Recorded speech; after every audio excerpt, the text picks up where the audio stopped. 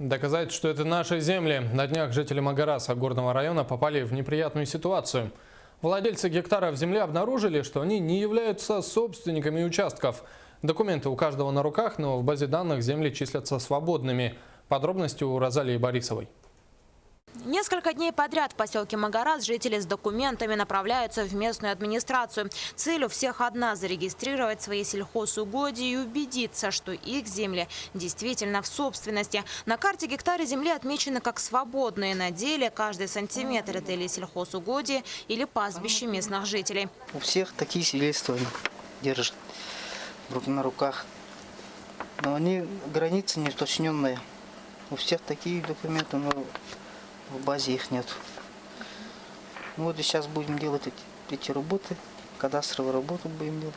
Еще одна проблема – несовпадение площадей. На документах одна цифра, в действительности территория в 5, а то и в 10 раз больше. Некоторые земли давно пришли в негодность, но по документам именно эти неплодородные участки закреплены за собственником. Сейчас наши зарегистрированные земли обросли кустарником. Если на карте отметят именно эти земли, мы будем платить за кустарники. А мы этой землей уже не пользуемся. Выдают по 2 гектара. Этого нам не хватает. В самый плодородный год можно получить 5 тонн сена.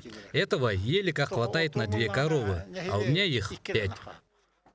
Десятилетиями гектары передавались из поколения в поколение, но ее регистрации мало кто позаботился. В итоге земли оказались почти в собственности. Вроде документы есть, но на карте это чистые поля. Розалия Борисова, Дмитрий Сергачев, НВК Саха, Горный, Якутск.